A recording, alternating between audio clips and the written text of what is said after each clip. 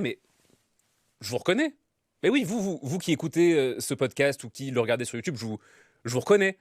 Mais si, c'est vous les demi-finalistes de Ligue des Champions.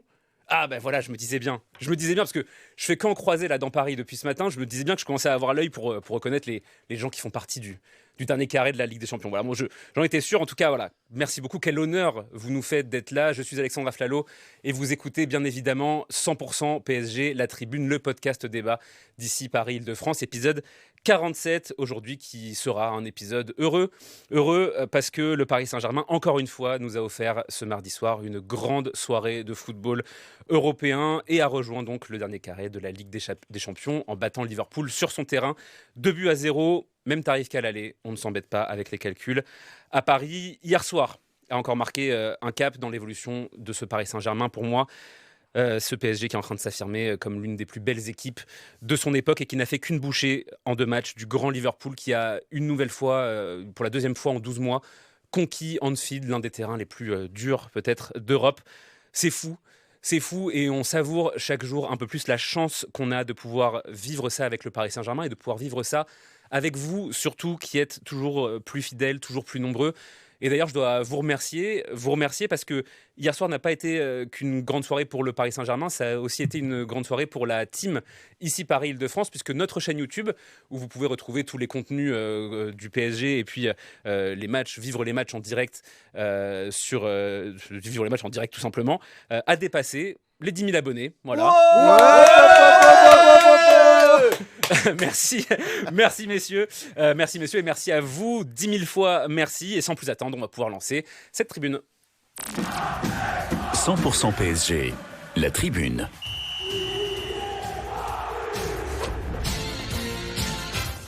Au sommaire de cette tribune, on reviendra bien sûr en longueur et avec beaucoup de plaisir sur la victoire et la qualification du PSG hier soir à Anfield avec les j'aime et j'aime pas de nos chroniqueurs. Et puis ce sera l'heure des débats. On se posera notamment une question cruciale. Avec 5 demi-finales de Ligue des Champions en 7 ans, est-ce que le PSG est la meilleure équipe des années 2020 ? Voilà, tout simplement, on ne s'embête pas avec la nuance ici. On portera ensuite une attention toute particulière à la défense du Paris Saint-Germain, héroïque une fois de plus à Anfield. Matvei Safonov a-t-il l'étoffe pour être plus qu'une solution de passage dans les buts du Paris Saint-Germain ? Willian Pacho est-il le meilleur défenseur central du monde à l'heure actuelle ? On se posera la question et enfin on se projettera sur les demi-finales qui arrivent très bientôt. Bayern-Real, c'est ce soir.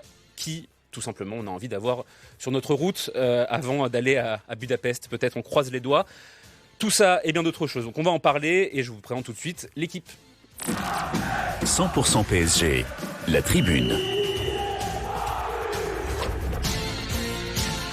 Alors, la composition d'équipe de ce podcast, je vous cite tous d'un coup et vous me faites un bonjour groupé, ok ? Allez. Aymeric Le Gall de 20 minutes, Abdellah Boulma, journaliste indépendant, Ilyes Peters, 90 minutes, et Julien Froment de la direction des sports de Radio France. Bonjour messieurs. Bonjour. Exceptionnel. C'est pas un bonjour de demi-finaliste ça ? Alors ça, c'est un bonjour de peut-être futur finaliste même. J'ai envie de me mouiller.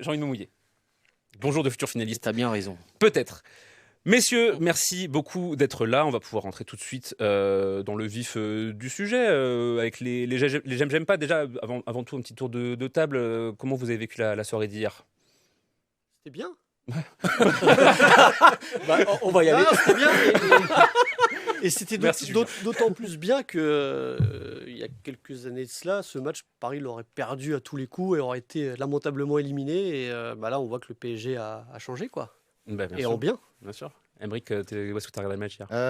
Habituellement, ce genre de match, c'est dans le canapé, juste moi-même et ma télé. Et hier, j'ai fait une petite infidélité. Je suis allé au bar et avec des gens qui ont pris un malin plaisir à me faire flipper toute la soirée. Donc, stressant, mais heureux. Stressant, mais heureux. Ouais. Abdellah ? Bah écoute, tout seul à la maison comme un grand garçon et c'était juste exceptionnel. Une équipe mature, enfin. Un plaisir solitaire. Un plaisir solitaire, mais tu sais, parfois ça fait du bien. Mais bien sûr. Mais non, mais je te promets, ça fait vraiment du bien. Et d'ailleurs, juste, j'ai 10 secondes Bien pour sûr. passer un petit message à Romain Bédou qui a posté une photo de Yamal. Je n'arrête pas de penser à Laurent Voulzy. je me refais tout le répertoire de Laurent Voulzy depuis hier soir. Il lui ressemble comme 2 gouttes d'eau, c'est juste hallucinant. Lamine Yamal qui ressemble à Laurent Voulzy, mais qui n'est pas en demi-finale de la Ligue des Champions. Ça, il faut Absolument. bien le préciser. Très voilà. bon. Ilyes, qu'est-ce que tu as ? Bah toi, hier, t'étais au stade. Ouais, j'étais au stade, j'en Quel reviens à kiffeur. peine là. Quel J'en kiffeur. reviens à peine, quel kiffeur, quel bosseur. Bah, bien sûr. Mais alors, les deux sont pas compatibles, mon cher Ilyes. Ah oui, Et, bien sûr. Ouais, c'était une très grande soirée, malgré la pluie qui s'est abattue ouais. sur Anfield et sur nos ordinateurs en tribune presse. Ouais, c'est ça Mais, qu'elle est très basse, cette tribune ouais, presse, ça, ouais, je Anfield. pourrais vous raconter un peu tout à l'heure, mais ouais, quelle expérience. Mais ouais, grosse soirée, encore plus mythique que je pense que celle de la saison passée à Anfield, et Ouais. on va débriefer ça ensemble. J'ai beaucoup de choses à dire. Eh ben, on va y aller tout de suite. On va commencer par toi d'ailleurs, Ouais. mon cher, parce que tu avais la parole et que tu as envie de parler. Donc, on y va. Et que t'es un mec bien. Et que t'es un mec super. Ilyes, ton j'aime ou ton j'aime pas, s'il te plaît. Ouais, je voulais évidemment parler d'Ousmane Dembélé qui a été le héros symbolique avec son doublé hier et qui a représenté justement et sorti le PSG de cette période compliquée, notamment en deuxième période. Le momentum, le premier but, la célébration, le maillot, la pluie, tout est iconique dans ce but. Vraiment un moment d'histoire, ouais. Je ne l'ai pas vu en direct, je l'ai revu après, moi, comme j'étais au stade et qu'on était un peu décalé sur la droite. Mais la célébration, elle est juste énorme. Hein. Ça. Et- La célébration pour ceux qui nous écoutent ou qui l'auraient pas vu. Donc, il prend le téléphone, il raccroche le téléphone. Ouais. Voilà. Et donc voilà, Ousmane Dembélé inscrire un doublé dans ce match, lui qui avait déjà été impliqué sur le but l'an passé à Anfield aussi, c'est un peu son stade, on peut dire, non Ouais. mais voilà, mettre ce doublé à ce moment-là quand Paris est dans le dur, c'est vraiment signe d'un leader qui continue de monter en puissance. Malgré tout, je mets un petit bémol sur sa première période qui n'a pas été exceptionnelle. Je pense qu'on est tous unanimes là-dessus. Il sort le grand jeu en deuxième avec ce premier et ce deuxième but dans la foulée. Il est énorme. Dembélé, Ballon d'Or, on commence la propagande. C'est vrai, vu que quand. Ah ouais. On est carrément, quoi. Back to back, quoi. C'est pas du tout nuancé. Mais- mais ici, la non, mais- deuxième étoile, le deuxième ballon d'or. quoi. Non, mais, Ouais. et on se En voit vrai. tous à Budapest le 30 mai, il n'y a pas de En souci. vrai, Yamal a été éliminé. Oui, non, en en vrai, oui, c'est vrai qu'il a peut-être des stats un peu moins impressionnantes que la saison dernière. Mais après, ceci dit, c'est vrai qu'en termes de moments décisifs par minute ou de moments C'est décisifs par match, 62 toutes les 60 minutes, il un est goal décisif. assist toutes les 62 minutes. Juste, c'est- il joue beaucoup moins, mais il est toujours aussi décisif. Et c'est vrai, Julien, que quand on le voit en première période rater notamment cette grosse occasion en début de match où il se retrouve avec cette demi-volée offerte juste devant le but, il n'y a personne sauf le gardien. On se dit, ah là là, il va nous faire un match comme au match aller. Et puis au final, derrière, vraiment, le sang-froid Dembélé qui va marquer 2 buts en seconde période qui crucifie Liverpool. Quoi. Ouais, mais c'est un peu à l'image du PSG. Je crois que Ousmane Dembélé, ce genre de match, c'est se rater il y a peut-être 2 saisons, ça l'aurait complètement sorti de sa rencontre et on l'aurait perdu de vue. Et là, bah non, il est resté concentré, il a fait ce qu'il savait faire. Et puis, quand on voit les 2 buts qu'il met en seconde période, franchement, la frappe là qu'il place, on peut pas mieux faire, quoi. Tu vois, Gravenberch c'est à peu près la même derrière. Safonov fait l'arrêt. Bah, quand c'est Dembélé qui fait, ça finit dedans. D'ailleurs, il l'a dit, hein, Arne Slot, que avec la précision qu'a Ousmane Dembélé, c'est pas étonnant qu'il ait été Ballon d'Or et qu'il marque les matchs de son empreinte. Non, c'est du grand Ousmane, c'est bien pour le PSG. On sent qu'il est bien physiquement, qu'il est bien mentalement. Et certes, ça arrive plus en décalé par rapport à la saison passée, où la saison passée, dès décembre, il a commencé à tabasser.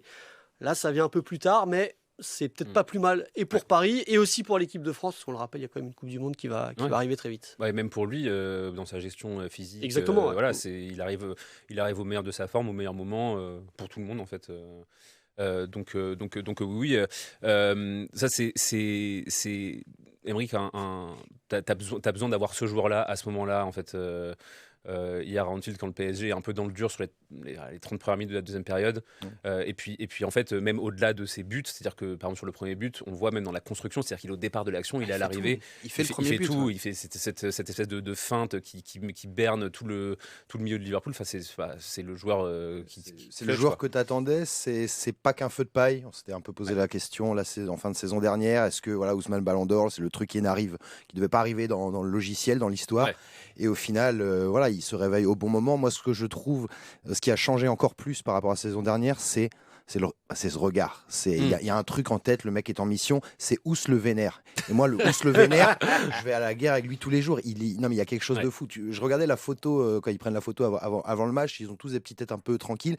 Ousmane, il est déjà dans son truc. Tu as l'impression que tu as touché à sa sœur et qu'il va venir se ruer sur toi. Le pressing sur Sommer, quoi. C'est exactement ça. Et tu sens qu'il a passé un cap en termes de mentalité. Il sait que c'est devenu le patron. Il prend les choses en main. main.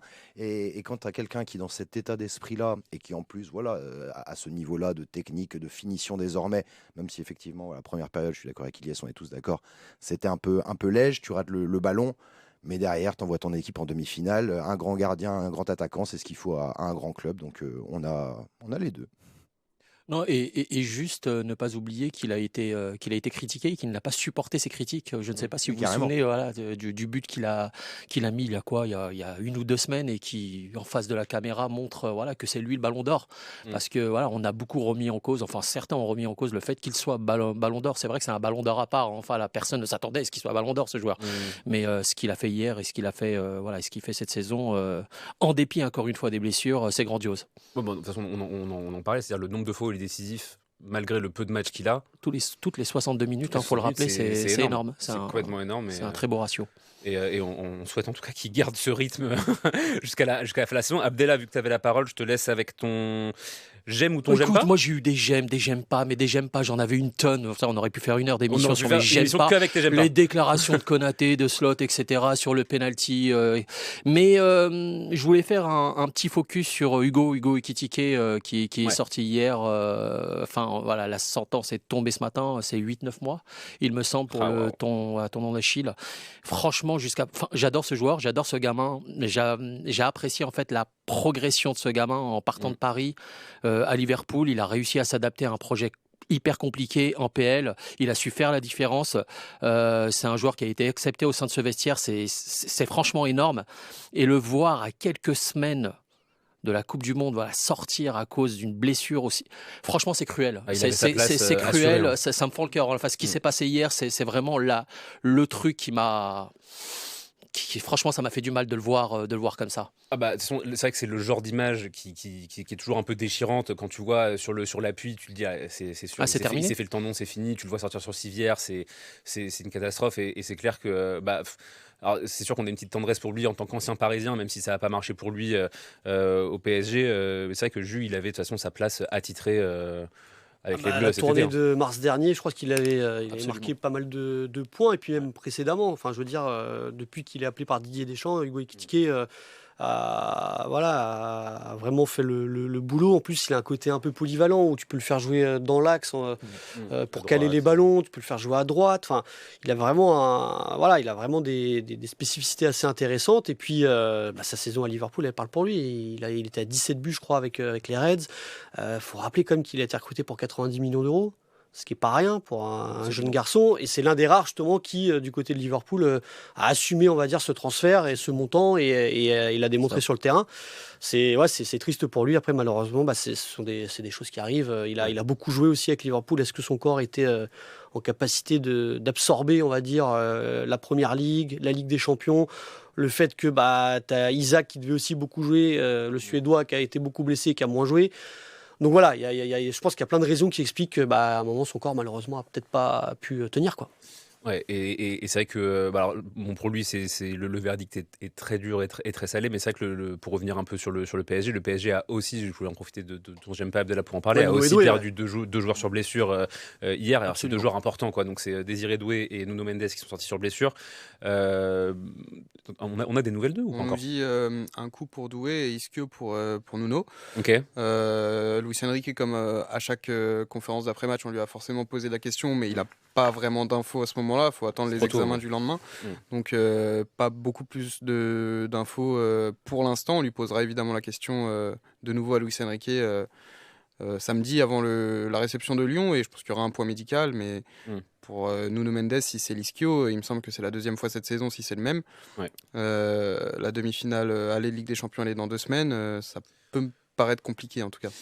Ouais, alors j'allais dire autant effectivement Désiré Doué, ça coïncide avec le retour de Bradley Barcola, donc il y a un côté, même si évidemment c'est un joueur qui est très précieux, c'est peut-être un peu moins dommageable pour le PSG. Si Nuno Mendes est blessé, c'est un joueur qui est déjà un peu plus unique, on va dire, à son poste, Ilyes. Ouais, j'ai bien aimé quand même l'entrée de Lucas Hernandez hier. Après, c'est sûr qu'il amène pas les mêmes certitudes et le même apport que Nuno Mendes sur son côté. D'ailleurs, je vois Julien qui fronce les sourcils parce que c'était un de ses j'aime pas, Lucas Hernandez. Je suis plus circonspect. Moi, j'ai bien aimé. Je suis plus du côté de Julien aussi. Lucas, c'est très bien pour la Ligue 1, mais j'ai peur que pour la Ligue des Champions, parce qu'il faut quand même... il a affronté quand même un Mohamed Salah qui est au crépuscule de sa carrière et qui n'est plus le Mohamed Salah qu'on a connu, ne serait-ce que la saison passée. Et même en ayant un Mohamed Salah moyen, et Lucas, il était quand même en difficulté, je trouve. Moi, j'ai surtout Pacho qui a pris ça là. Surtout, mais si t'as pas Pacho et Joao qui sont là pour nettoyer derrière, c'est quand même très compliqué. C'est un vieux Salah en descente et il lui met quand même la danse de ses beaux jours. Donc attention, Olysée, Hernandez dans 2 semaines, là ça va danser le Sirtaki, moi ça me fait peur. Ça me fait très peur. Une thématique danse pour Émeric Le Gall sur cette. Il est parti sur le champ lexical de la danse, Émeric. Bon, en tout cas, on va évidemment suivre avec attention les nouvelles qui vont tomber sur les blessures, parce que dans les fins de saison, c'est toujours compliqué. Alors, dans le cas de Désiré Doué, en plus, ça va nous intéresser pour la Coupe du Monde. On aimerait quand même pas devoir se passer de lui. En plus, d'Hugo Ekitike. Émeric, du coup, je reviens vers toi pour ton j'aime ou ton j'aime pas. Mon j'aime, c'est j'aime le fait qu'on soit devenu l'équipe qui punit et pas celle qui se fait punir. C'est le propre des grandes équipes. Même si tu es très fort, il y a des soirs où tu vas souffrir. On savait que hier on allait souffrir. Ça a mis un peu de temps. Finalement, on a pris la marée pendant 25 minutes en deuxième période. Et malgré ça, tu plies mais tu romps pas parce que tu as un grand gardien, pour le coup, en tout cas, un gardien qui te sort une performance de classe internationale. Et ce PSG-là, j'ai la sensation que c'est dans Snatch, c'est One Punch Mickey, tu vois, sur le ring, tu peux le tabasser, par contre, t'as intérêt de le tuer parce que s'il se relève, t'es foutu. Ça, il est passé au cinéma, là. Et c'est vraiment, non, mais c'est vraiment ça, mais toujours avec des bonnes rêves, par contre. Ah ouais, c'est bon. Tu sens évidemment qu'on a eu peur devant notre télé parce que ça se joue à rien, franchement. Et aussi, t'as un bon coup de sifflet pour une fois de ton côté. C'est-à-dire que la VAR, ils vont voir la VAR, t'as pas le péno. À ce moment-là, tu prends le but, ça peut tout changer. Donc c'est tout un contexte qui montre que t'es passé du côté des clubs qui ont peut-être un peu la réussite au bon moment. Et quand on a connu notre passif de Parisiens ces 10-20 dernières années, on sait à quel point c'est précieux d'être de l'autre côté du rideau. Donc c'est un vrai bonheur de voir ça. Juste 2 chiffres pour appuyer ce que tu dis, Émeric, en seconde période, donc 17 tirs à 4 pour Liverpool. Le premier tir parisien, c'est le but de Dembélé à la 72e minute. Donc c'est vrai qu'il y a un peu ce truc-là, mais c'est vrai qu'Abdella, en tout cas, j'ai l'impression depuis l'arrivée de Luis Enrique et d'autant plus depuis la saison dernière, on a un peu cette impression que le PSG, c'est vraiment une équipe qui sait subir et qui sait très très bien le faire, c'est-à-dire qui sait gérer ses temps faibles, qui sait défendre et qui sait un peu avoir le dos rond et laisser venir les adversaires. Hier, j'avais l'impression de revenir face à Aston Villa. Enfin, j'ai eu comme des petits souvenirs du temps fort d'Aston Villa l'année dernière où le PSG a énormément subi, mais comme l'a dit Émeric très justement, désormais le PSG c'est une équipe qui sait souffrir. Et pour aller j'ai cru lire 2-3 déclarations de confrères ou de consultants nous dire que le PSG a beaucoup souffert quand même, etc. Non, si tu veux aller loin en Ligue des Champions, tu dois passer par ces moments, par ces temps faibles, parce que ça témoigne aussi de la résilience, de cette résilience de l'équipe. Et ça, depuis l'arrivée de Luis Enrique, c'est quelque chose de fort. Même dans ces temps faibles, en fait, c'est une équipe qui ne prend pas de but. Moi, quand je regarde le match d'hier, effectivement, fin de première mi-temps, Liverpool a poussé. Sur les 20-25 premières minutes de la seconde mi-temps, Liverpool a été au-dessus, mais le PSG n'a pas rompu.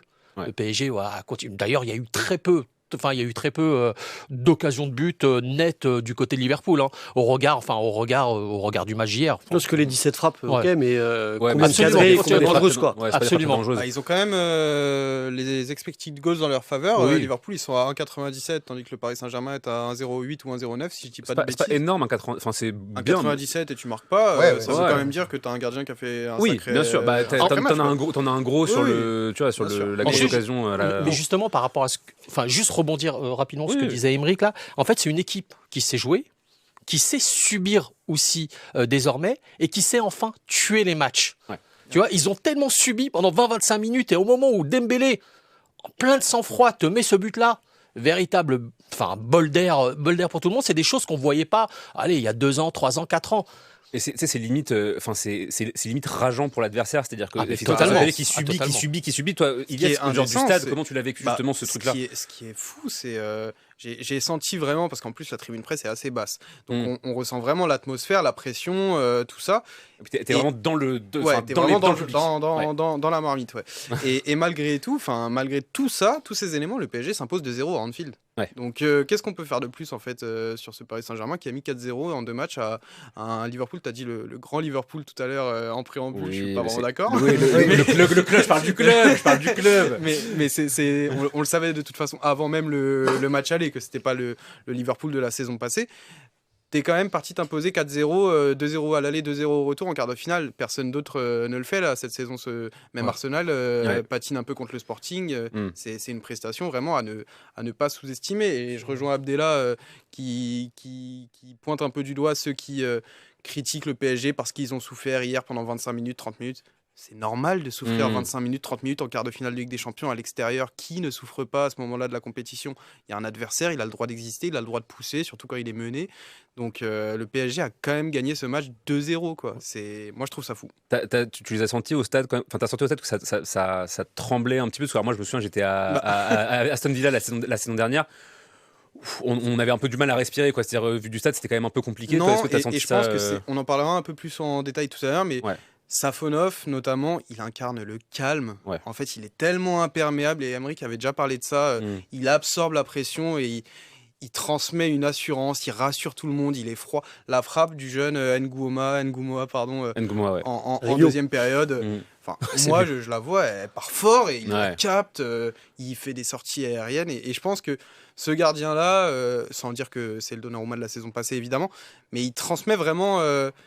Du calme et si le PSG ne s'est pas écroulé, c'est en partie grâce à lui aussi. On reparlera de Pacho, de Marquinhos qui ont aussi fait de très grands matchs, mais Abdella a pointé le mot, Luis Enrique le dit souvent, c'est la résilience. La résilience du PSG, hier ils ont J'adore gagné quand le match. Il le prononce en plus avec son accent espagnol. La résilience. J'allais dire, tu veux essayer de nous faire une petite imitation Sí, hablo muy bien español, amigo. Oui, muy bien. Abdella de la Bulma. De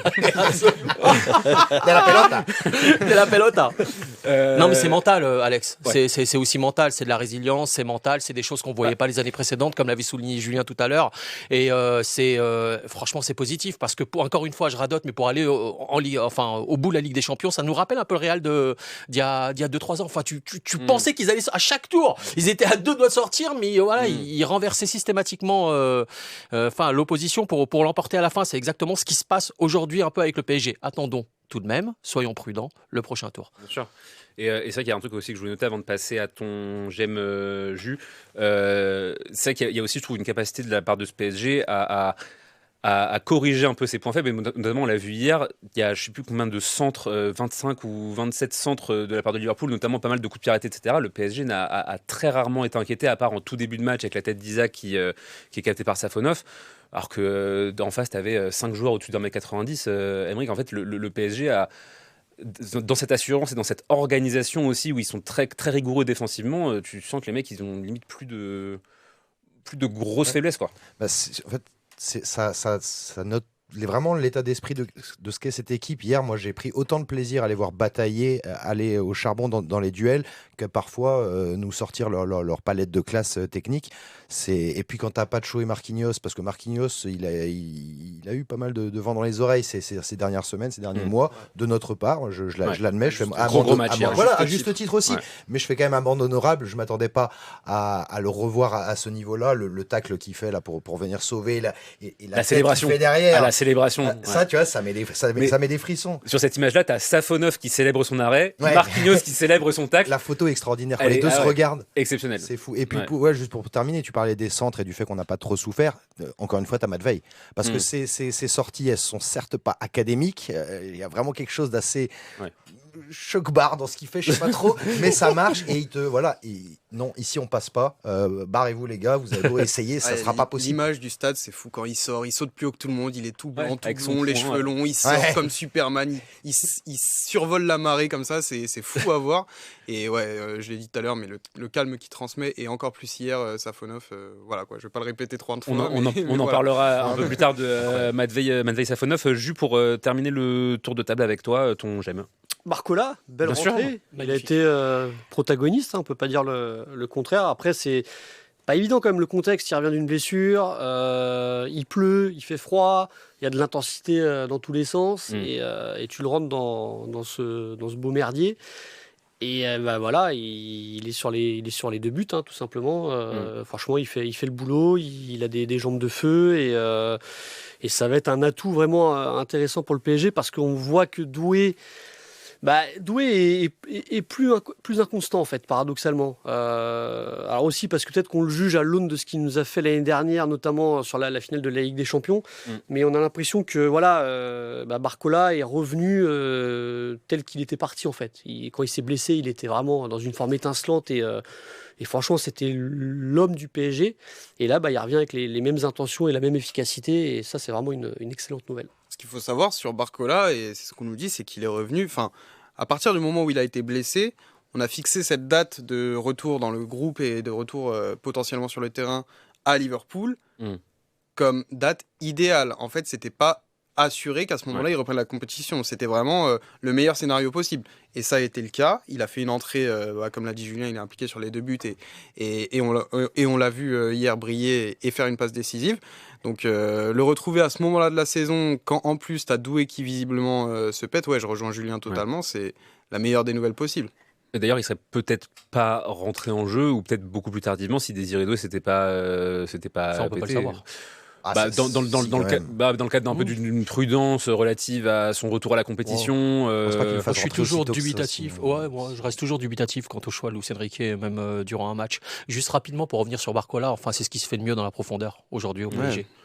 C'est ce qui se fait de mieux. Il n'y a pas meilleur que lui dans la profondeur aujourd'hui. Du coup, ça pose énormément de problèmes aux adversaires. Tu ne sais pas comment jouer le Paris Saint-Germain. Quand ils sont derrière, ils attendent. D'ailleurs, ils l'ont fait à plusieurs reprises hier. Je ne sais pas si vous vous souvenez. Ils ont fait tourner derrière. Le temps pour faire sortir. Ils ont fait tourner, mais tranquillement. Ils étaient sereins avec Vitinha. Ils se faisaient la passe à 10, à 15, etc. Et quand tu les sors, forcément, tu peux les contrer avec les flèches que tu as du côté du Paris Saint-Germain. Tu les tues aussi. Donc, extrêmement difficile de jouer face à ce PSG qui est finalement illisible, quoi. Et Barcola. Très grand. C'est quand même dans un contexte. C'est le contexte d'Anfield, sous une pluie battante. Il y a quelque chose d'un peu épique. C'est un combat de fou. On sait ce que c'est Anfield. Quand tu rentres là-dedans, c'est vraiment pas facile. Et là, tu rentres et ça lui coule dessus. Après, combien de temps de blessure 3 semaines il se blesse au retour de Chelsea. Non, c'est ça. Il y a un mois. Il y a un mois. Il y a un moment où il était à son top et tu te dis, là, ça va être dur parce que retrouver ce niveau-là tout de suite à ton retour. Moi, et surtout dans des matchs aussi chauds, quoi. Voilà, c'est ça. Et donc je trouve que ça dénote vraiment quelque chose de très très très costaud dans la tête et dans ses Mais on a beaucoup parlé de l'état d'esprit des Parisiens. Moi j'ai assisté au quart d'heure de presse d'entraînement la veille.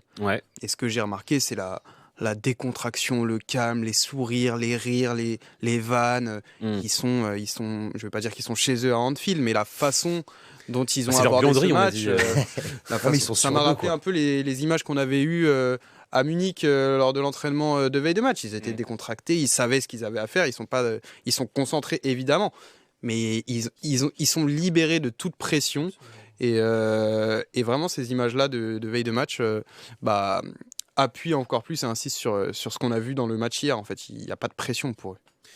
On va pouvoir en parler un peu plus en détail justement de pourquoi cette équipe est beaucoup trop forte. Merci messieurs. Alors déjà pour vous, j'aime pas. Le tour de table est terminé. On va pouvoir passer au débat. Le premier, il est très simple. Le Paris Saint-Germain va jouer sa 3e demi-finale de Ligue des Champions consécutive. C'est la 5e demi-finale depuis 2020. Donc il y a eu 2020, 2021, 2024, 2025 et 2026 donc. La question est très simple, messieurs. Est-ce que ce Paris Saint-Germain, très tranquille, très serein, très détendu, est la meilleure équipe des années 2020 ? Aymeric. Allez. Oui, sur ces 3 dernières saisons, parce que tu sens une véritable montée en puissance, mais je trouve qu'il y a quand même un avant et un après Luis Enrique dans ce club. Ce que tu es en train de devenir depuis 3 saisons. La première saison de Luis Enrique, je trouve qu'elle est un peu... Moi, j'étais très critique. Je me souviens des matchs de phase de poule où c'est quand même assez compliqué. Il y a Mbappé, il y a quand même le cas Mbappé à gérer.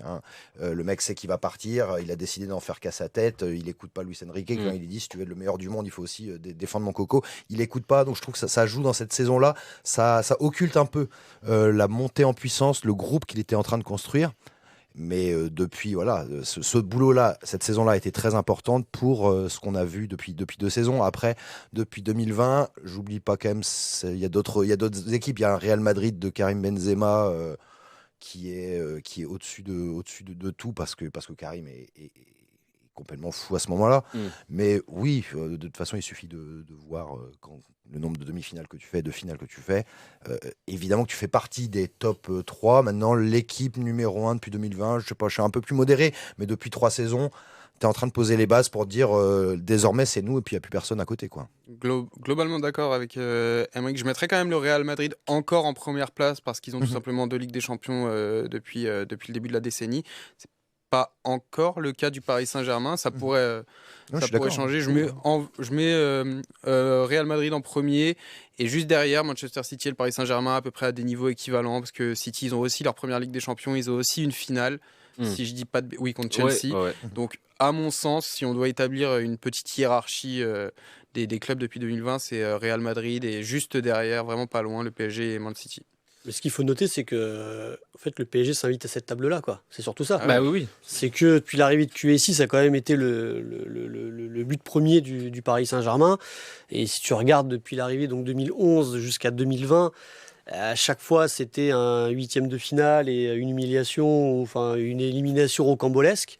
Et c'est vrai qu'à partir de 2020, ça a commencé à tourner. Alors, paradoxalement, ça a tourné avec le Covid et ce Final 8 un peu bizarre là. Mais bon, tu vas en finale, tu prends. Hein. C'est une finale, tu t'es qualifié, tu l'as mérité.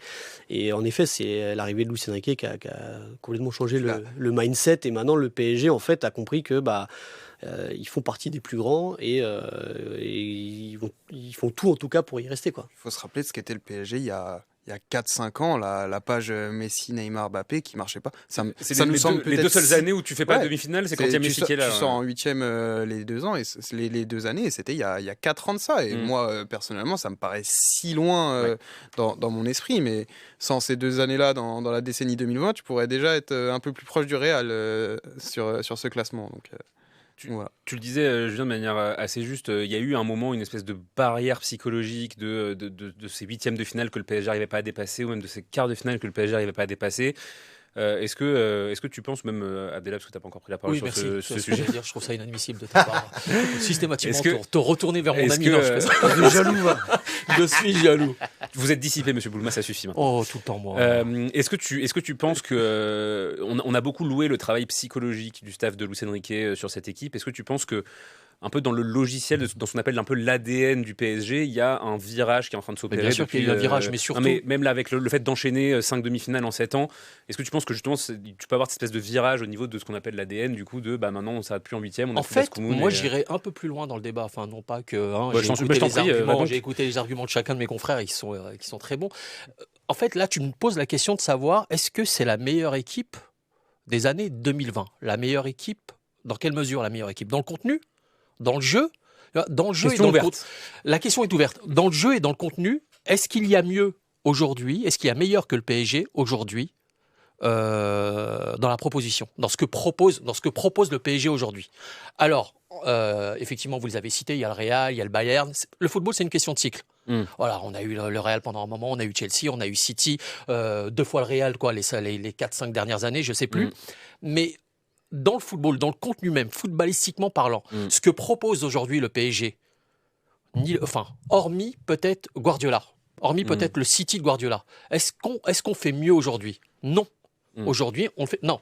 Tout est une question de point de vue, je pense. Non, le Bayern, c'est compliqué de l'oublier dans le calcul aujourd'hui. Ce que propose aujourd'hui le football exigeant, collectif, de Luis Enrique, franchement, on n'a jamais vu ça. Enfin, on a rarement vu ça. Il y a eu le football de Guardiola, il y a eu le football, il y a eu les 3 Ligues des Champions de Zidane, etc. Ah ouais, t'as oublié le nom de Zidane, toi. Oui, mais je comment il s'appelle Zidane? Il s'appelle l'autre. D'ailleurs, on le voit. Le chauve, là. Honnêtement, je ne sais pas si vous...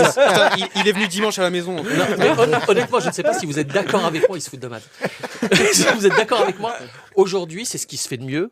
Enfin, en Europe et dans le monde. Enfin, au niveau du contenu, au niveau du football avec le Bayern. Proposé, avec le Bayern. C'est ça. Je pense que tu peux pas les enlever de l'équation. Le Bayern, là, en ce moment, ils sont quand même dans une dynamique.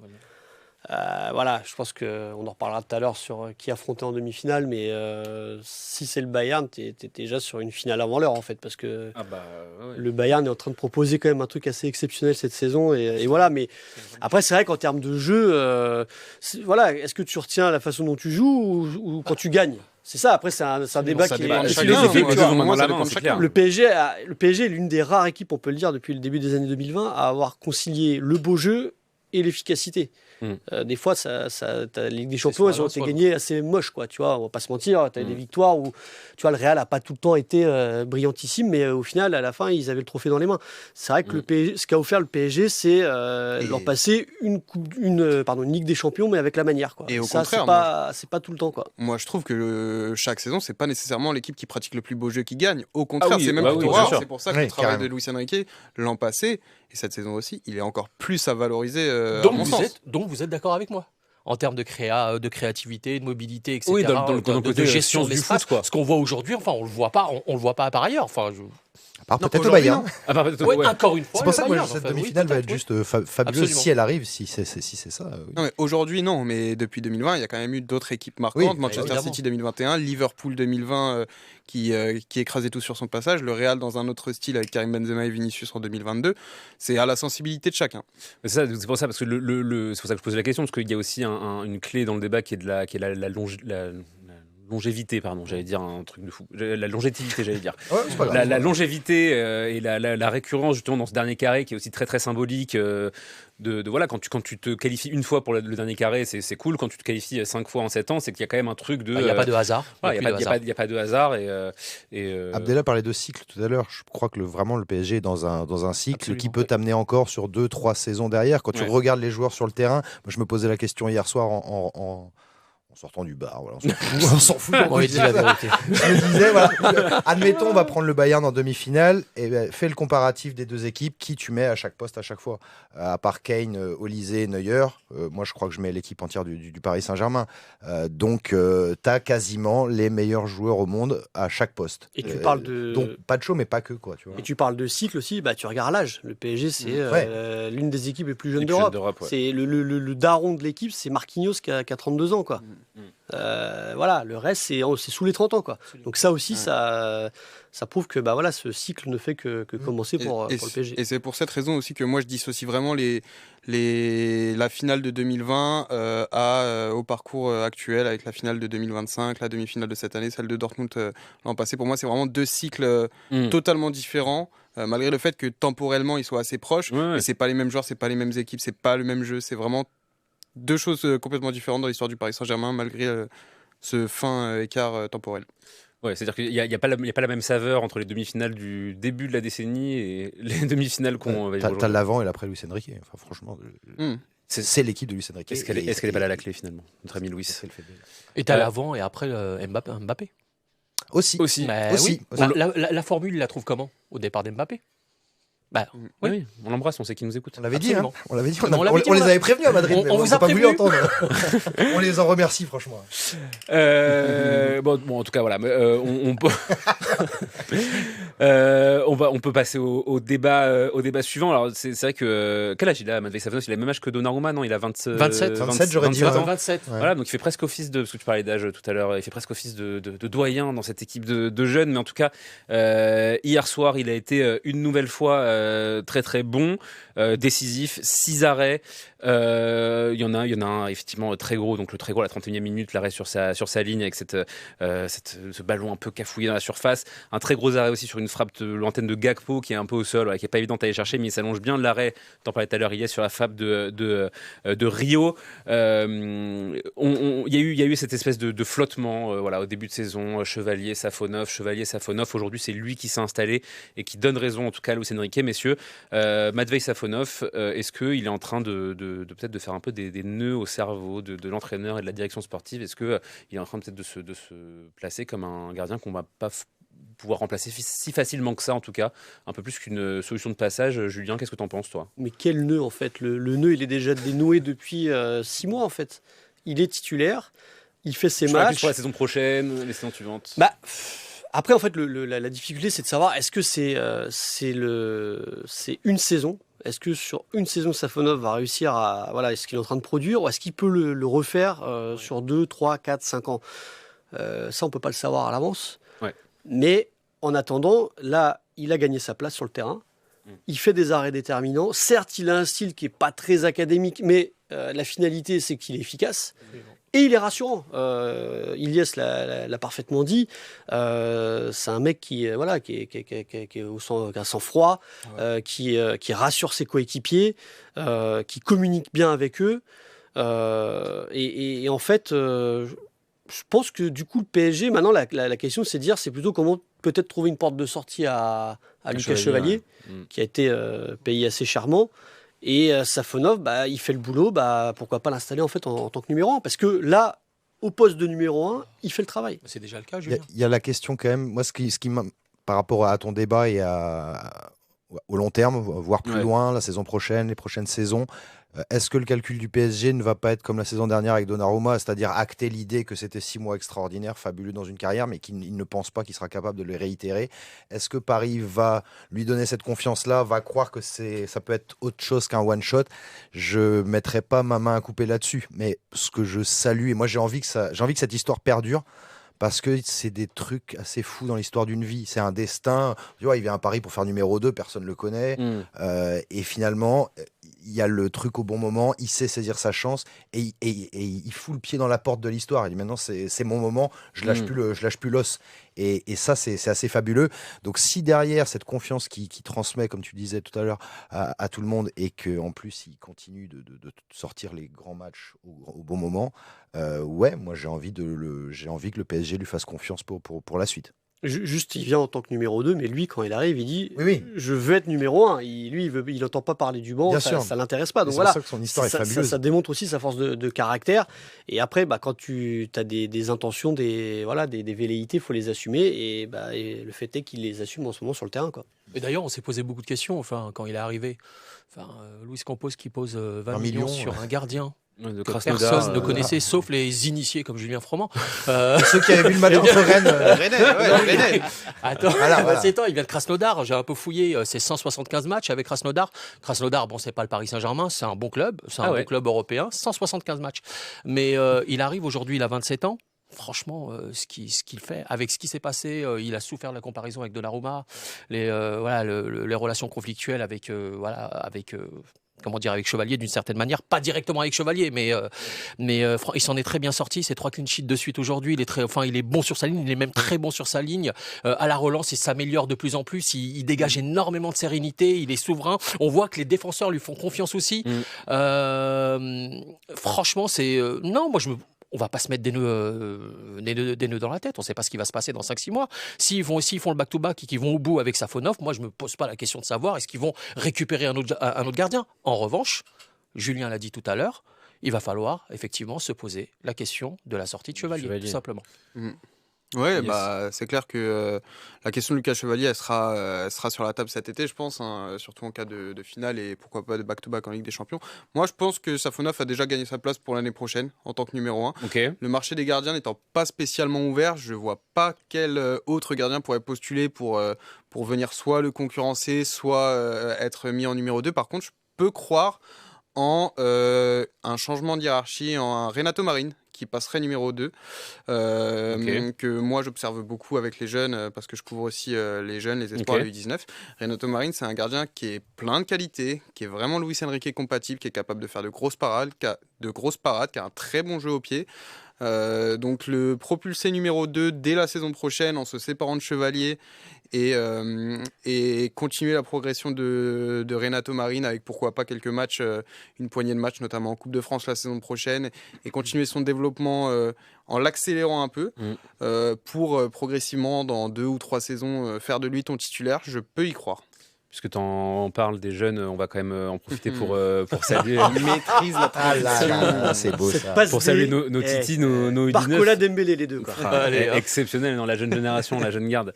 On va quand même en profiter pour saluer nos Titi, nos U19 qui sont qualifiés aussi en demi-finale de la Youth League. Elias, tu veux nous dire un petit mot là-dessus ? Youth League, Gambardella en tête du championnat U19 NAS. Tout roule pour les jeunes qui se sont préparés au mieux pour le match face au Real Madrid qui aura lieu ce vendredi à Lausanne pour le Final Four de la Youth League. La semaine dernière, ils ont affronté Liverpool vendredi, donc une semaine avant la demi-finale. Match amical. Match amical au campus, absolument. Ils les ont tapés 3-1.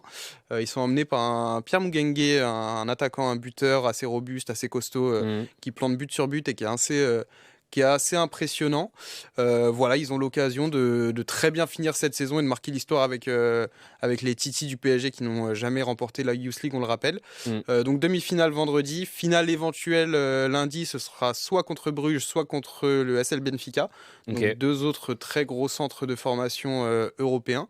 Mais ils ont en tout cas cette optique de vraiment bien terminer la saison avec la Gambardella qui concerne les moins de 18 et la Youth League qui concerne cette fois les moins de 19.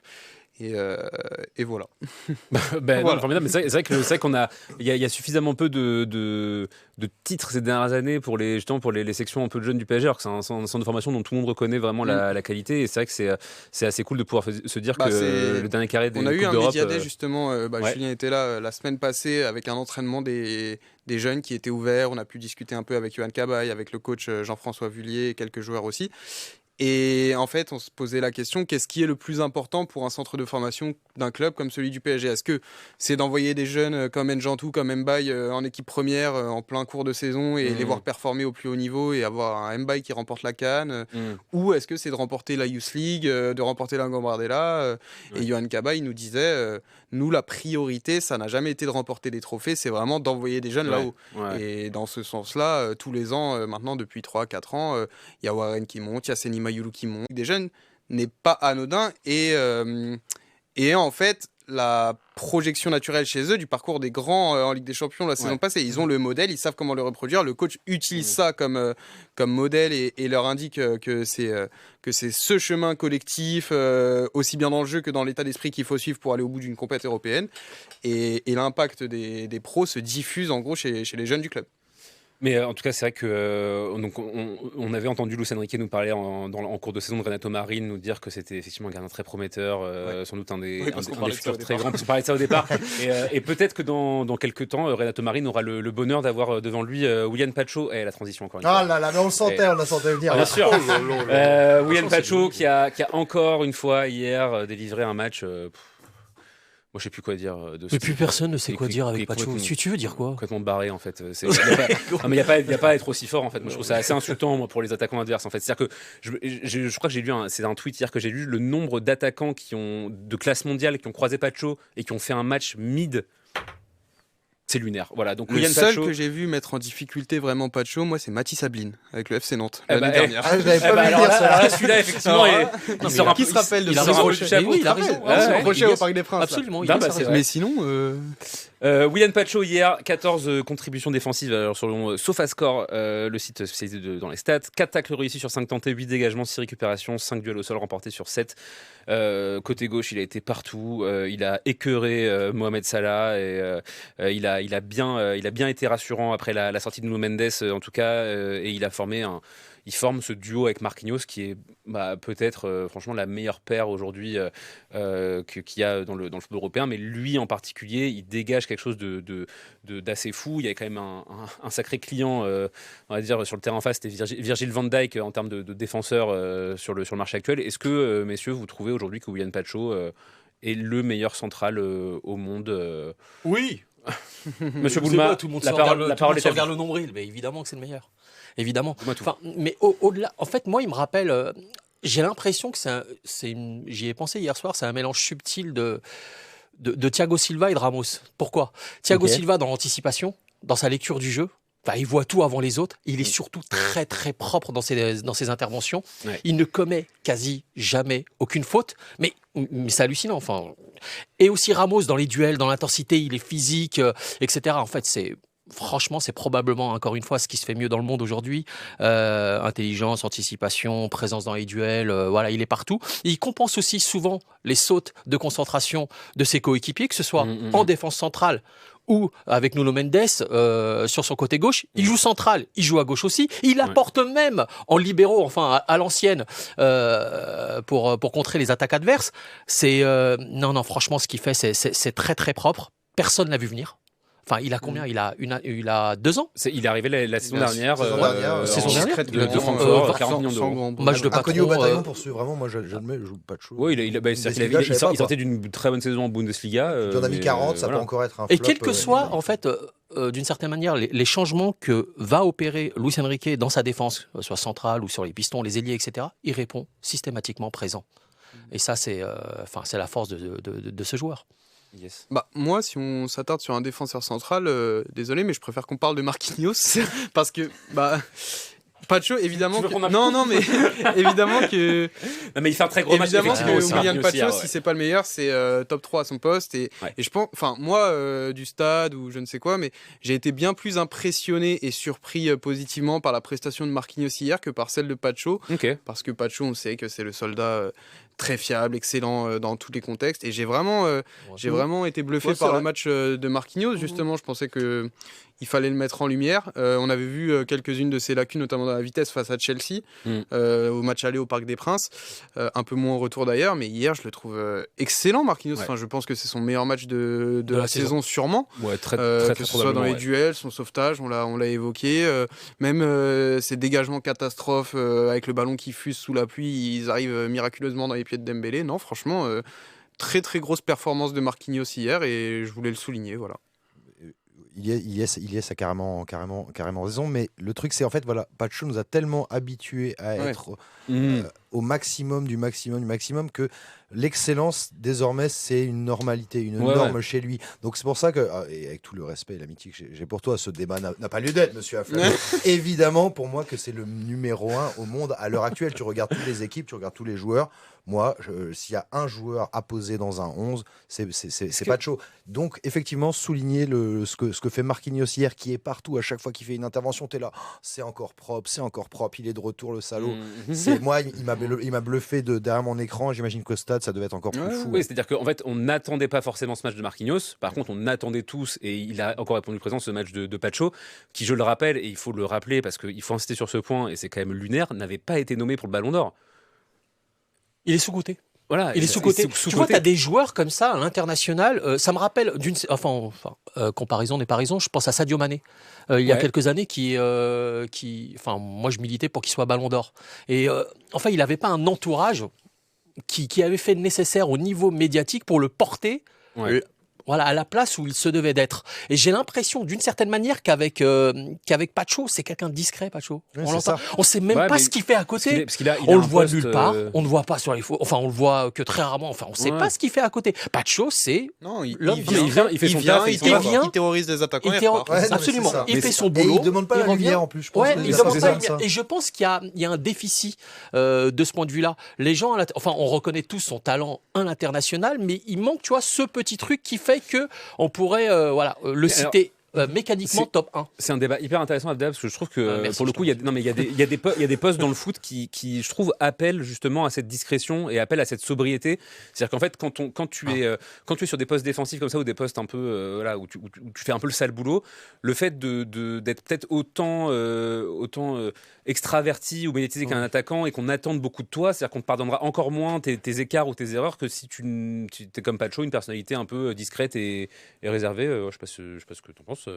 Oui, non, mais je suis entièrement d'accord. Après, t'as quand même des défenseurs centraux à l'international qui sont très forts et qui sont un peu plus excentriques. Enfin, je dis pas qu'il faut qu'ils soient excentriques. Je dis que c'est peut-être sa manière de fonctionner. Ouais. Et je pense, encore une fois, je radote qu'il n'est pas jugé à sa juste valeur. À sa juste valeur. C'est un très très grand défenseur et on fait pas le nécessaire au niveau médiatique peut-être. Je sais pas, j'en sais rien.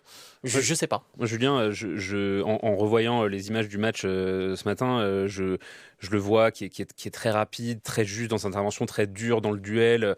Après, c'est peut-être le côté romantique en moi qui parle, mais je me dis, est-ce que c'est pas William Pacho le joueur qu'aurait dû être Presnel Kimpembe? Il allait la chercher celle-là. Est-ce que c'est pas Kimpembe Prime sans les défauts? Notre ami William Pacho. Kimpembe, il a quand même sa carrière quand même, elle a tenu sur son match face à Messi en 2017. Après, c'est un bon défenseur. Mais je suis désolé, mais Presco, il n'a jamais montré une telle continuité sur sa carrière. Donc c'est pour ça que je dis, c'est le joueur qui l'aurait dû. Ah oui. Oui, on aurait tous voulu. On aurait voulu qu'il soit comme ça. On aurait voulu qu'il soit. Moi, j'aurais voulu être Alexandre Fallon. Arrêtez, monsieur Bonnard, ça suffit. Non, mais parce qu'il y a, en fait, ça sort pas de nulle part. C'est-à-dire que je trouve qu'il y a quand même une forme de parentalité dans leur qualité, si tu veux. Mais pour le coup, tu vois, Kimpembe quand même, pour le coup, a une personnalité beaucoup plus excentrique et un peu plus foufou, un peu plus voilà. Et puis lui, il a aussi l'étiquette du Titi parisien. que Pacho, c'est tout l'inverse. C'est le mec, tu l'imagines trop, c'est le mec casanier qui est chez lui avec son maté, en train de regarder des séries, de passer un moment avec sa famille et qu'on n'entend jamais, qui est dans le vestiaire, qui doit pas avoir une mouche qui vole quand il parle pas, tu vois, il suit le mouvement. Et par contre sur le terrain, il est impérial et en fait c'est la valeur refuge du PSG, quoi. Tu sais que quand il est là, il peut pas se passer grand chose pour le Paris Saint-Germain, quoi. Et puis surtout quand il est pas là. Par contre, ça peut être aussi, enfin, je le trouve peut-être plus indispensable que, en tout cas, dans la stabilité défensive du Paris Saint-Germain. On repense forcément à la finale de la Coupe du Monde des clubs. Il compense les erreurs des autres et que quand lui il n'est pas là, il y a personne pour compenser les erreurs de Zabarni ou de Beraldo ou de Lucas ou de Marquinhos. Enfin voilà, il y en a pas un pour rattraper l'autre entre guillemets. Il rend les autres meilleurs, quoi. C'est vraiment un joueur qui rend les autres meilleurs. Et ça, c'est peut-être la plus belle qualité pour un joueur, quoi. Et toujours proprement, en fait, c'est vraiment ça. C'est un mec qui ne fait jamais de faute. C'est pas un méchant, c'est un dur sur l'homme, mais c'est pas un méchant. Contrairement à Presco, qui, quand il arrivait vers un attaquant en courant, moi, dans ma tête, je dis retiens ton souffle parce qu'il peut y avoir un genou qui part dans un sens ou dans un autre. Avec Pacho, il n'y aura jamais ça, tu vois. Et d'ailleurs, quand l'arbitre siffle le pénalty hier, j'étais hyper serein. Enfin, je savais pertinemment qu'il n'avait pas fait faute. Mais alors, attends, moi, j'ai pas entendu tu parlais tout à l'heure des déclats de Konaté. Qu'est-ce qu'il a dit sur le pénalty Non, il a tout simplement déclaré dans la presse hier, il me semble hier, que pour lui, il y avait pénalty, qu'il y avait contact et pénalty. Venant lui, c'est quand même gros. Le match aller, quand tu fais cette faute, tais-toi et la descente de te taire. Après, j'ai pas entendu ce qu'il a dit, mais franchement, bon. Absolument, j'aime beaucoup Ibrahima. Bon, il a quand même commis une faute qui aurait mérité un carton rouge à l'aller avec Nuno Mendes et la poussette dans le dos. Et n'oublions pas aussi l'année dernière avec le déboulé Barcola. C'est comme hier au stade, on n'était pas au stade, tu vas peut-être nous le dire, c'est comme quand le public poussait le PSG parce qu'on gardait le ballon en 30 secondes. Ah oui, ça, on n'en a pas parlé, mais l'hôpital qui se fout de la charité, les frérots, quoi. T'as vu au match aller. Ça, on n'en a pas parlé, mais ça fait aussi partie un peu du personnage de Matvei Safonov. Ça, il fallait le dire. Il a été parfait dans ces petits coups de vis, de prendre du temps, malgré les sifflets, malgré la pression qui s'abattait sur lui, de tout le peuple d'Anfield. Il n'y avait pas une goutte de sueur sur son front. Mais pas de sueur. Oui, il y avait de la pluie, mais pas de sueur. Il s'en fout, il passe, ça rentre par une oreille, ça sort par l'autre, il n'entend même pas les sifflets, et c'était juste une parenthèse supplémentaire sur Safonov, mais voilà. C'est vrai que ce qu'il dit, c'est très juste, et on a fait le débat sur Safonov, Pacho, ou que ce soit les autres. En fait, c'est des gamins ou c'est des jeunes, bon, Safonov a 27 ans, mais qui boivent la pression. En fait, on parle quand même d'un quart de finale à Anfield. C'est hyper compliqué, c'est dur. C'est une équipe encore très jeune, mais et ça traduit en fait tout le travail qui a été effectué en amont par Luis Enrique et son staff, vis-à-vis de cette équipe qui arrive à contrôler le match, même dans un contexte aussi anxiogène, aussi délétère. En fait, c'est bravo, c'est chapeau. Boivent la pression, mais pas la même que Aymeric Le Gall hier. Absolument. Exactement. Quelle transition. Le prochain débat va partir sur la note d'Aymeric Le Gall hier au bar. Merci messieurs sur ces débats sur Pacho, sur Safonov. Il y a deux équipes en tout cas qui sont pas pressées éventuellement de les croiser, ces deux-là en demi-finale. C'est le Bayern et le Real qui s'affrontent ce soir à Munich. Exactement. À Munich pour le quart de finale retour. Le Bayern qui s'est imposé à l'aller 2-1, qui est en ballottage favorable a priori, qui même est plutôt favori, ce qui est assez fou on va se dire, mais face au Real Madrid, qui est ultra favori face au Real Madrid, ce qui est quand même assez dingue, mais bon, on ne sait jamais ce qui peut se passer. Messieurs, match aller le 28 avril, retour le 6 mai. C'est ça. Voilà. Merci de me confirmer. Un peu bancal toujours sur les dates. Messieurs, tout simplement, Bayern, Real, qui voulez-vous affronter? Julien Froment. Le Real pour te qualifier en finale. Allez, manque de respect dès la première phrase. On y va. Et le Bayern, le Bayern, pour le coup, ça sera vraiment le juge de paix de la saison du PSG, parce que le Bayern a déjà croisé Paris. Ça s'était pas très bien terminé au Parc. La blessure d'Hakimi. Alors, ils avaient fini à 10. Le Bayern avait un petit peu plus souffert en seconde période, mais franchement, ce qu'ils avaient fait au PSG sur les 45 premières minutes. Faire 11 contre 11. Ouais. Franchement, ça faisait longtemps qu'on n'avait pas vu un Paris Saint-Germain se faire autant danser comme ça. Est-ce que tu as l'impression que c'est le même PSG aujourd'hui que celui en termes de forme, etc. Non, parce que tu as un PSG qui déjà physiquement s'est remis à l'endroit, qui est dans une dynamique différente. Mais tu as aussi un Bayern qui... des fois, le Bayern, c'est un peu comme Arsenal. C'est une équipe qui va être pleine balle les 6 premiers mois. Et puis, au moment de conclure, notamment en Ligue des Champions, on va un peu baisser le pied. Mais là, tu as l'impression que le pied, il baisse pas, quoi. Le Bayern, franchement, est hyper impressionnant. La victoire à l'aller contre le Real. Et ils sont même pas si forts que ça. Ils souffrent à l'aller. Sans Neuer, c'est pas la même mayonnaise. Mais ça gagne 2-1, mais tu as l'impression qu'ils souffrent. Ça souffre sans souffrir. Ils souffrent 20 minutes. 20 minutes au Bernabeu, c'est normal. Ils concèdent 6-7 énormes occasions. Donc, face à ce Real Madrid-là, qui est vraiment. Après avoir mené 2-0 à l'heure de jeu, pour moi, ils souffrent 20 minutes. C'est normal que le Real Madrid ait une réaction à domicile en vue du match retour. C'est normal pour moi. Je m'attendais pas dans cette largeur-là, moi. Honnêtement, malgré ça. Real qui perd contre Gérone et qui est vraiment pas bon, mais vraiment pas bon du tout. Mais malgré ça, il y a de la place pour nous. Mais malgré ça, le Bayern, en fait, a une telle marge que j'ai du mal à imaginer comment ce soir ça peut pas finir à 3 ou 4-0 en fait. Parce que chez eux, ils sont injouables.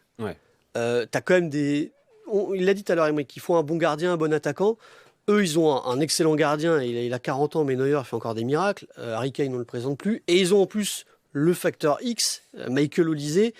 Le mec a fait 26 passes D, toutes compétitions confondues cette saison. Enfin, faut se rendre compte du truc. Je crois qu'il a 17 buts, 26 passes D. On parle beaucoup de Dembélé, de Lamine Yamal, mais Michael Olise en ce moment, il a des stats de Ballon d'Or, quoi. Il est vraiment dans le jeu. Franchement, oui, très fort. Top 5 Ballon d'Or. Donc c'est pour ça que la confrontation face au Bayern, si c'est le Bayern, là on peut avoir vraiment une demi-finale assez exceptionnelle en perspective, quoi. Aymeric, Bayern ou Real, toi? Alors, Bayern parce que je fais partie de ceux qui pensent que pour une épopée fabuleuse, il faut taper les meilleurs, il faut affronter les meilleurs. Quand tu es un amoureux du football, c'est ces 2 matchs-là que tu veux voir. Enfin voilà, tu te dis qu'on a encore 2 magnifiques semaines devant nous. Voilà, la vie est belle, quoi. Ne serait-ce que parce qu'on va voir sur le terrain. Honnêtement, on se fait éliminer par un gros Bayern et on s'est battu les armes à la main, on sort la tête haute. Je vais pas pleurer, je serais même pas triste. Tu dis bravo, on a fait, c'est quand même un parcours fabuleux. Donc oui, Bayern tous les jours, même si ça sera évidemment plus compliqué. Et si c'est le Real, ne serait-ce que pour le retour. A-t-on besoin de le dire A-t-on besoin de le dire? Voilà. Donc rien que pour ça pourrait être très sympathique aussi. Mais non, moi je veux le Bayern tous les jours et je pense que ça va passer sans problème. Abdellah. Sauf miracle, ce sera le Bayern évidemment. Enfin, j'ai vu le match aller face au Real, effectivement il y a eu de très très beaux arrêts de Neuer, mais quand la machine se met en route, c'est redoutable. Enfin, c'est un rouleau compresseur, tu les arrêtes pas. Ils ont des joueurs d'expérience, ils ont un joueur d'exception avec Olise, ils ont Gnabry, ils ont derrière c'est costaud. Franchement peut-être le seul petit bémol, c'est peut-être la défense, la défense de temps à autre, mais quand ils se mettent en route, c'est très très compliqué. Cette année, franchement, faut se le coltiner quand même. Non, faut se le coltiner. Même Kane, Harry Kane, je l'ai vu face au Real. Sa première mi-temps est catastrophique. Elle est catastrophique. Il se remet la tête à l'endroit en seconde. C'est vrai qu'Harry Kane, c'est un attaquant qui sait marquer des buts qui n'existent pas. Ah oui. Il sort des frappes qui arrivent dans des endroits en partant. Mais sur les côtés, ça va être très compliqué. T'as Luis Diaz, t'as Kimmich derrière, le patron. Non, franchement, c'est du très très haut niveau. Après, je serais peut-être un peu plus pragmatique qu'Aymeric. Je sais pas, j'aurais voulu le Real, le retour de Mbappé, etc. Enfin, c'est une équipe beaucoup moins collective. Tu veux de la telenovela, c'est une séquence médiatique que j'ai pas envie d'avoir. Moi, je veux la telenovela. Ça me manque. Moi, je veux le retour de Mbappé. Je veux raconter. Je veux qu'on nous raconte des histoires. Effectivement, pour le grand public, pour le public, on veut cette finale avant l'heure. C'est le Bayern, évidemment. Dans les deux cas, c'est quand même une. Non, la finale, c'est Bayern. C'est Bayern. Ouais, mais je dis en termes d'affiche sur le papier, le Real Madrid, ça reste. C'est prestigieux, non, côté, entre PSG Real et Atlético Arsenal, avec tout le respect. C'est clair qu'il va falloir la savourer cette demi, parce que là, vu comme ils sont partis, à mon avis, l'Atlético, ils vont aller au bout. Moi, je pense aussi Arsenal. Moi, je suis prêt à vous mettre ma pièce là-dessus, que l'Atlético, ils vont bien casser la tête à tout le monde, et que celui qui va se le coltiner en finale, à mon avis, il va pas être heureux, parce que c'est une équipe qui est bien chiante à jouer, donc. Puis affronter Arsenal, juste pour une petite parenthèse, Arsenal, c'est quand même c'est risible en ce moment. Je les ai vus contre Bournemouth le week-end dernier. Ils ont les jambes en coton. T'as même pas besoin de quelqu'un pour leur faire peur. Ils ont peur de leur propre ombre. Et l'Atlético, si c'est ce match-là, peut leur rouler dessus. Mais attention au match de ce soir contre le Sporting déjà. La demi-Sporting Atlético, elle peut être très très drôle. J'ai connu des demi-finales d'Europa League plus alléchantes que ça. Bayern Real. Rapidement, mais je crois pas du tout à la qualification du Real, donc je me projette déjà sur le Bayern. Sur le Bayern Je suis d'accord avec Abdella. Défensivement, je vois bien, en cas de PSG Bayern en demi-finale, je vois bien Enrique mettre une petite pièce et insister sur un pressing sur Upamecano qui est excellent, comme l'a dit Julien, mais qui souvent en Ligue des Champions et dans les matchs France-Brésil notamment, les grosses affiches, il a tendance à faire une petite erreur qui coûte un but en général, et on sait que Luis Enrique n'épargne aucun détail. Il avait ciblé Araujo lors de Barça PSG il y a 2 ans, il avait remporté le match à Montjuic comme ça. Ça peut être une petite pointe d'espoir, mais je me projette déjà sur un PSG Bayern, quoi. Voilà. Ok, bah oui, bon, je crois qu'on est tous à peu près d'accord là-dessus. Le foot réclame cette affiche, parce que c'est vrai qu'en face, ça va être vraiment... ça va être moins fun. Messieurs, il nous reste un petit peu de temps. Ça me permet d'ouvrir un dossier qui n'était pas au sommaire, mais vu qu'on est là et qu'on prend beaucoup de plaisir à parler ensemble. Hier, il y a eu donc le premier conseil de Paris de la nouvelle mairie. Oui, qui a voté favorablement à la reprise des négociations pour la vente du Parc des Princes au Paris Saint-Germain. Moi, j'ai une question. Alors, mais c'est peut-être le pessimiste qui est en moi qui parle. Mais est-ce que vous croyez vraiment encore au fait que le Paris Saint-Germain restera au Parc des Princes malgré cette actualité ? Bonjour, non. Voilà, merci Julien Froment. Non, mais en fait, c'est éminemment politique. En fait, là, ce qu'est en train de faire Emmanuel Grégoire, et par contre, c'est très fort de sa part. Bien joué. Ce que n'a pas su faire Anne Hidalgo, c'est qu'en fait, il est en train de dire, regardez, moi, je mets toutes les conditions pour que le PSG reste au Parc des Princes. Si Paris ne reste pas, ça sera la décision du Paris Saint-Germain. Moi, on n'aura rien à me reprocher, tu vois. Et c'est ce qu'il est en train de faire, en fait. Je suis entièrement d'accord. Donc là, le PSG, maintenant, se fait un peu bousculer parce qu'en plus, le timing qui est annoncé par Emmanuel Grégoire, c'est d'ici la fin de l'été. Automne max, quoi. Ouais, non, lui dit d'ici la fin de l'été, il faut me donner un timing, il faut me donner une réponse. Et le PSG a dit, nous, la consultation sur la préfaisabilité de Massy ou Poissy, ça sera pour l'automne. Donc en plus, il bouscule un peu le calendrier du Paris Saint-Germain. Mais voilà, c'est que de la politique. De toute façon, même si Paris part du Parc des Princes, il sera encore là pour 10 ans à peu près, tu vois, le temps que le stade soit fait, minimum. Oui. Donc voilà. Je pense qu'il faut commencer, je pense, lentement mais sûrement à faire son deuil et à se dire que oui, de toute façon, l'avenir du PSG s'écrira pas au Parc, quoi. La question que je me posais quand j'ai vu que Grégoire avait été élu et qu'on savait qu'il allait donc vouloir faire avancer ce dossier, c'est comment le PSG va se démerder pour faire une pirouette, pour quand même réussir à trouver les arguments pour dire on part. Parce que là, tu peux plus. Le coup stratégique de Grégoire, il est très bon. Mais moi, j'ai quand même envie d'espérer. Je leur lance un appel. Déconnez pas, les mecs, quoi. Déconnez pas. Maintenant que toutes les planètes sont alignées, on reste là, vous démerdez, je sais pas comment. Mais ce stade qui est derrière toi, Alexandre, jamais de la vie on le quitte. Et moi, je l'ai dit depuis longtemps, j'ai répondu à l'enquête du PSG parce que je suis abonné en virage, donc on nous a demandé notre avis. J'ai dit Seignette, à titre personnel, c'est Seignette, j'irai pas là-bas. Et ça si professionnellement. Mais voilà, faisons tout, soyons pas cons. On arrive à faire déjà énormément d'argent avec ce stade qui est le plus petit parmi les Européens. C'est le stade le plus rentable d'Europe. C'est ça. Donc il y a moyen d'aller chercher encore plein d'argent dans ce stade. Tout le monde est pour. Honnêtement, je vois pas. Il faut que l'intelligence l'emporte dans ce dossier. Abdella, moi j'ai un sentiment qui est que de toute façon le PSG a acté depuis très très très longtemps sa décision de quitter le Parc des Princes, que c'est une question aussi d'image pour les Qataris et qu'en fait ils veulent leur bel outil, leur beau stade un peu dans l'initiative américaine. On le salue, il y avait Pierre Rondeau sur cette antenne ce matin dans la matinale d'ici Paris-de-France qui a évoqué cette question et donc je vous invite donc à aller écouter sa petite pastille et son interview ce matin. Honnêtement, est-ce que, tu me demandes si j'y crois ? Non, mais c'est-à-dire que en fait, la décision est déjà prise en fait du côté du PSG. C'est compliqué, parce que quand tu interroges le PSG, effectivement, ça noie un petit peu le poisson. C'est-à-dire qu'on... non, ce qu'il faut savoir, déjà, vous avez oublié de le rappeler, c'est qu'il y a 2 projets travaillés en cours, Massy et Poissy. Je pense davantage à Poissy qu'à Massy, d'ailleurs. Il y a eu des cabinets d'architectes, etc., qui ont été mobilisés, des professionnels qui ont été mobilisés, et ça, on ne cesse de nous le répéter. On attendait, la question était de savoir, oui, si Rachida Dati va passer, est-ce qu'on va de nouveau négocier on ne sait pas. Là, Emmanuel Grégoire passe et là, on nous annonce soudainement qu'ils veulent faire repartir, réinitialiser les discussions. Franchement, moi, j'y crois pas.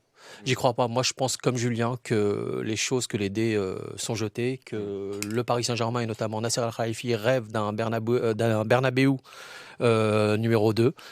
Quand il se déplace à l'international ou quand il se déplace en Europe, que ce soit à Tottenham ou que ce soit à Munich, ou même quand il voit ces écrins de 70 000, 80 000 places, avec toutes ces loges, il se dit non, en fait, c'est un stade comme ça qu'il faut. Je pense qu'on nous endort un petit peu et je pense que la plupart des ultras du Paris Saint-Germain sont contre le départ du PSG. Les gens iront quand même. Il va falloir du temps et je pense que c'est ce que met en œuvre aujourd'hui le Paris Saint-Germain. Tenter de convaincre, je ne sais pas comment tenter de convaincre les supporters ou ces ultras que l'avenir n'est plus à la porte de Saint-Cloud et que l'avenir est plutôt du côté de Poissy ou du côté de Massy, tout simplement. Je pense qu'on se voile la face encore une fois sur ce dossier. Je pense que c'est éminemment politique. Ce qu'il ne faut pas oublier, c'est qu'il y a Arcos Partner qui est arrivé dans l'affaire et dans l'actionnariat ça a beaucoup accéléré du Paris Saint-Germain et qui est un spécialiste justement dans l'élaboration et la création des grands stades. Donc Absolument. Le PSG quand même a mis plusieurs jalons en place pour à moyen terme quitter le Parc des Princes et construire le stade à son image et voilà. Ça veut dire que dès le départ vous pensez que quand ils se sont servis de l'excuse de on ne veut pas nous vendre le Parc des Princes, on s'en va, vous pensez que dès le départ depuis 15 ans c'est acté que... Pour moi c'est une aubaine pour eux que l'Amérique Paris veuille pas... Le PSG c'est pertinemment que de toute façon le Parc des Princes ils peuvent pas l'agrandir au-delà de 60 000, ça sera 65 voire 65 grand max et c'est tout. Et de l'autre côté aussi, on entend dire que le PSG, il y a 35 000 personnes qui attendent pour venir voir les matchs au Parc des Princes. Donc si tu as un stade de 70 000, tu es assuré de le remplir, même sur des matchs lambda. Tu penses, moi, des PSG Reims un vendredi soir, je demande à voir. Ça sera un autre public, parce que toi, tu as une vision peut-être sans critique de ma part ethnocentrer, etc. Il faut se mettre aussi à chaque fois. Absolument, il faut se mettre aussi à la place de ceux qui vivent en dehors de Paris ou peut-être dans 78 qui pensent pas comme toi. En Essonne, ceux qui sont en Essonne et qui seront très contents d'avoir le stade à 10 km. Nasser est vraiment très magnanime. C'est vrai qu'aujourd'hui, tous les gens qui habitent effectivement en banlieue, un peu loin du Parc des Princes, quand il faut venir dans le 16e, c'est un peu... Ils se poseront pas la question, ils se poseront la question différemment et en tout cas, on sera un peu à leur place à ce moment-là. Mais vous n'allez pas me dire que le PSG pense en numéro 1 à ces gens-là. Enfin, le PSG... Non, mais c'est vrai qu'à prendre en compte dans notre réflexion. C'est pas une association humanitaire, le Qatar qui dit dans le 78, ils ont pas assez de matchs du PSG, on va leur amener un stade. T'as qu'à supporter le Mans et pas nous emmerder. C'est parfait pour conclure cette émission. En tout cas, ce qui est sûr et certain, c'est qu'il y aura au moins on l'espère, beaucoup d'autres demi-finale de Ligue des Champions au Parc des Princes. Celle-là, la prochaine, ce sera donc le 28 avril. On a de la suivre parce que, je vous le rappelle, le Paris Saint-Germain s'est imposé hier sur la pelouse d'Anfield et qualifié pour une demi-finale de la Ligue des Champions. On en a parlé et il est temps de siffler la fin de cette émission.